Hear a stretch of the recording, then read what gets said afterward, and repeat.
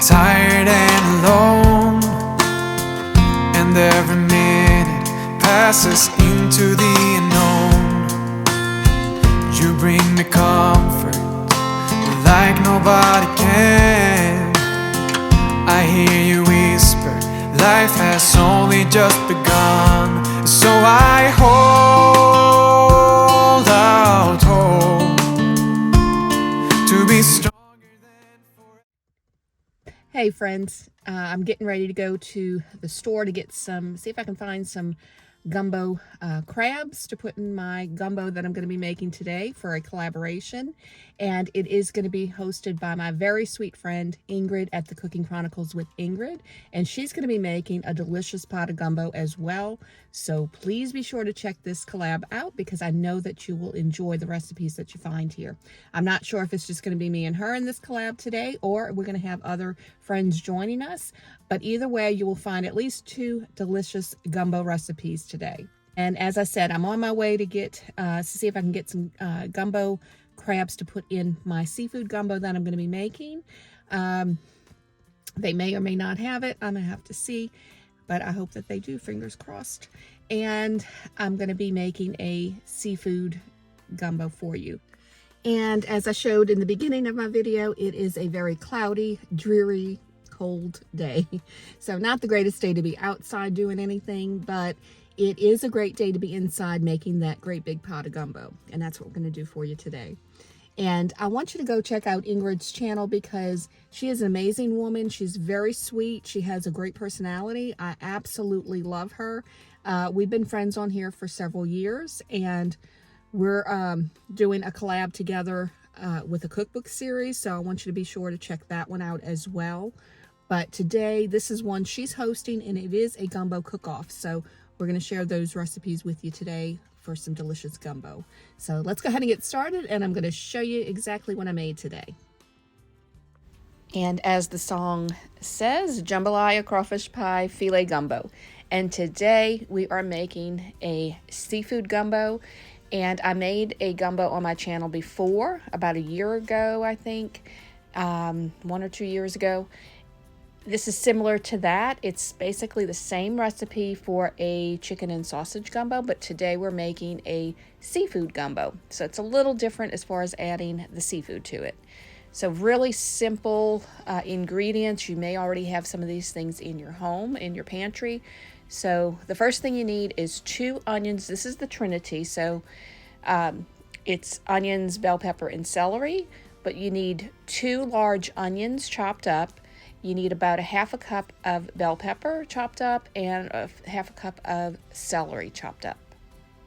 I like to put okra in my gumbo, so I have some of that here. It was frozen. I'm going to let this sit out, and it'll definitely defrost. But this also helps your gumbo thicken up. You can, if you want, you can also fry it down if you don't like it slimy or anything like that. But I never find that it gets slimy in my gumbo for some reason, because it cooks down a lot.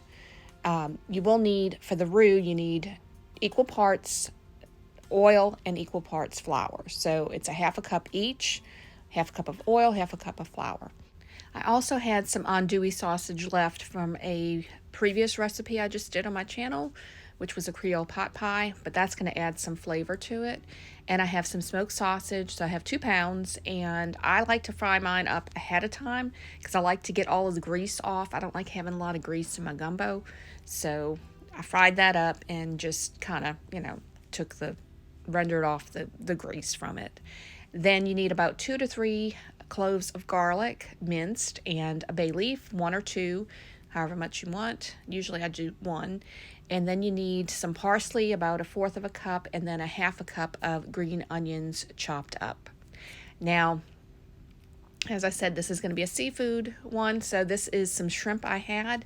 My sweet brother-in-law and sister gave these to me a few months ago. I had them in the freezer, and they already peeled them, so that was perfect because that saved me so much time. All I had to do was devein them, and like I said, that's about 2 pounds there, but thank y'all so much. You know who you are, my sweet brother-in-law and sister. So that has been really good addition to this gumbo. And I did find the gumbo crabs. They're frozen in the frozen section, so I put these in the refrigerator, let them defrost. As you can see, some of that water's there from defrosting. But you get about maybe three crabs or so in a pack. And these are Louisiana crabs, blue crabs, which are the best. So that's what I have. I'm going to take the feelers off. I'm just going to cut them off instead of pulling them off so it doesn't take any of the meat out. But that's what I'm going to use for my gumbo. Now I'm going to go ahead and show you how easy this is to do. You do need some seasoning though. So salt, you need some pepper, some Creole seasoning, some garlic powder. And if you want to thicken up your gumbo, you can also use gumbo filet. It's ground. It's basically sassafras leaves that are ground up really fine. That's what gumbo filet is. So you can choose to use it or not. Sometimes we'll add it to our bowl instead of adding it into the pot. So you can do that as well. But the first thing you're going to do is heat up your pot. Cast iron is great for this, but I heated it up first, and then I'm adding my oil, and then I'm going to add the flour to it. So like I said, make sure you have equal parts. You can also use butter if you don't want to use the oil, but I prefer to use the oil for this. I'm going to just whisk this until I get a dark brown color roux. So this is more of a blonde roux you're starting out with, and as you go, it will increase into different darker colors of the roux. So this is something you need patience. Making a gumbo is definitely a labor of love. So it took me about almost a half an hour to get to the color that I wanted. And if I wanted it a little bit darker, I would have gone a little longer. As you can see the progress here, the progression of it is it gets darker. And I like mine to be more of like a Hershey bar sort of color. So I got it as dark as I could, that I decided I would go with. So as you can see, it gets darker and a little darker. So depending on how dark you want your gumbo, you definitely wanted a brown color, not a blonde color, because that's not for gumbo. But I got it to a pretty dark chocolate color, and that's what I went with. So this is, like I said, about a half an hour of just whisking it. You have got, do not let it burn, because if it burns, you have to start all over, and that's not fun. So once you get it to the dark color that you want, then you're going to start adding your ingredients to it. So as I get it, as you can see here, I'm not showing the whole half an hour. I'm just kind of showing the progression of how long it takes. My husband, continued to whisk it a little bit for me as I put the onions in, because I did not want that to burn. Like I said, the last thing you want to do after, making a roux is to have to start over. So I added the onions, the trinity, the onions, the bell pepper, and the celery. And you want to cook this down until you get more of a translucent, with the onions, the veggies get soft. So that's what you're going for here. And you definitely don't want this to burn either. So I kind of do it on a low, not too low, but sort of a medium, not medium high, but a low to medium heat, just so that way, because it's still flour in there, you don't want it to burn. You will also add in your green onions, because you want that to cook down as well. And you just make sure you get it all stirred in. And like I said, that will cook down with your onions and everything else. But you also add in the garlic, and I usually add this in once the vegetables are pretty soft and tender, because I don't want the garlic to burn. So just add it in. You get that fragrance of the garlic, and just mix it in really well. Then add in your parsley, and same thing, get it thoroughly mixed in with all of those veggies. Next, I start adding in the water, and I'm using warm water, and I add this slowly because I don't want it to be all clumpy when, if you pour it all in, it just, it tends to be a little clumpy with the flour and everything. So I try to just add a little bit at a time, and then, stir it in for the first part of the water. You can also add seafood stock to this if you want, which means you would boil like your peelings, shrimp peelings and stuff, the heads, and you can do that. But I didn't have the peelings, so I just went with the water, and that was perfectly fine, because the crabs that I'm going to put in this will also give it some of that stock as well. So I'm adding in, once I add all the water, I'm adding in my sausages to this. So that's that andouille, the smoked sausage. I'm going to stir it up really well.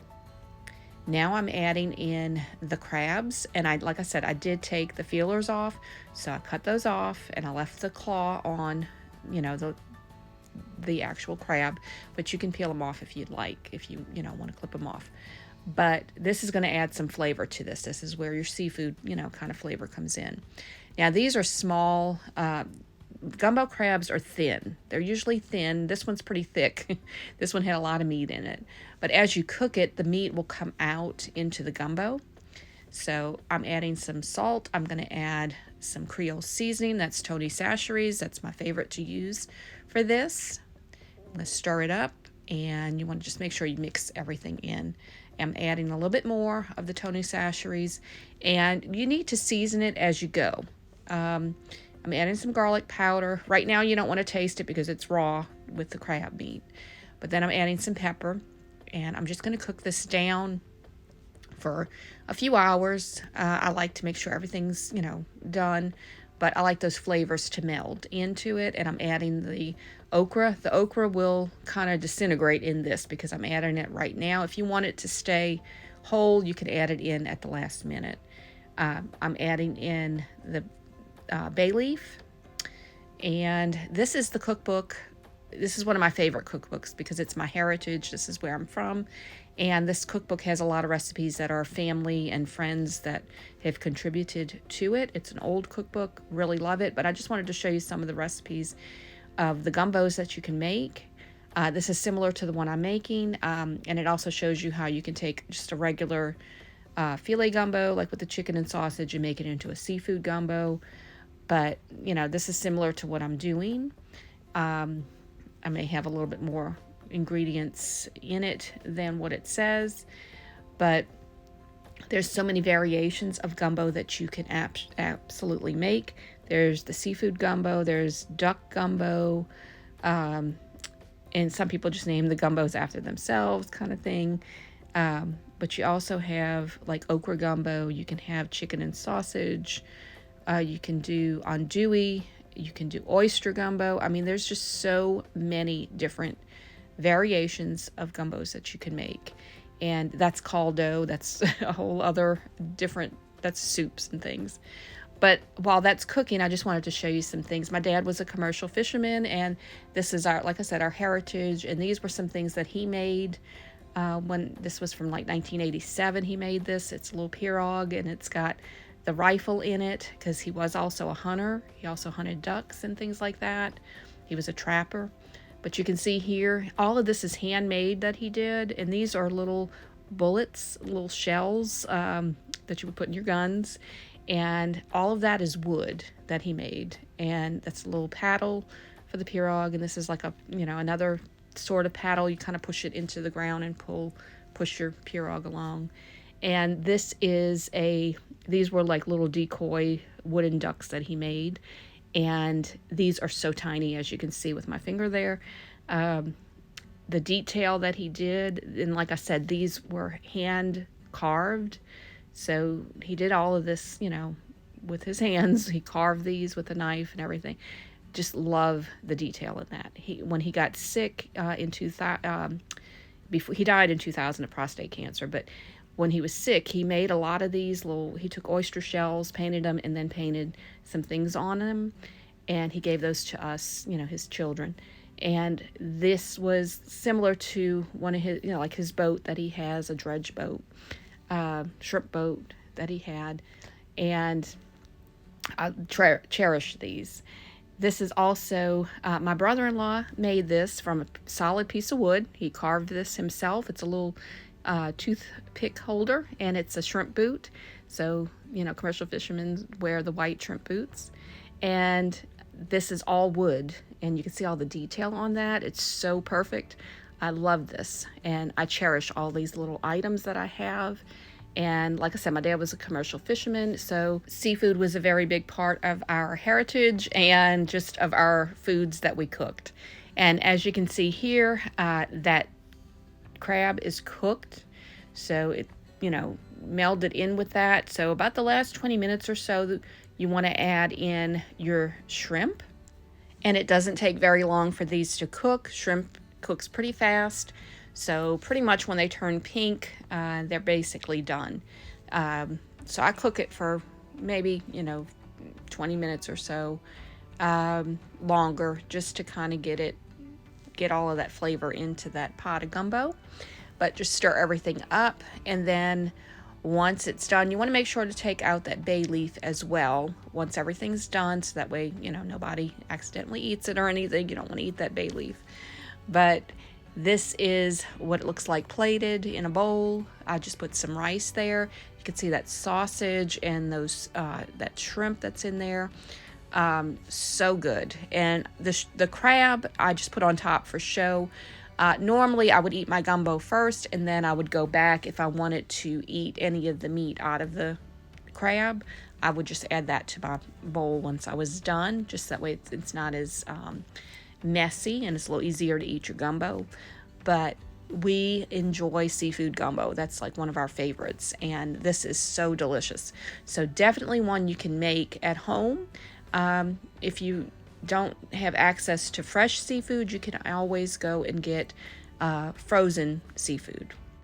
I hope that you enjoyed this video. If you did, please give it a thumbs up. If you're interested in seeing more like it, please click that subscribe button and the notification bell. That will notify you when I post new videos. Please don't forget to check Ingrid's channel out along with that playlist down below. And I hope everyone has a very blessed day, a great week ahead. I want to thank y'all so much for watching. God bless y'all.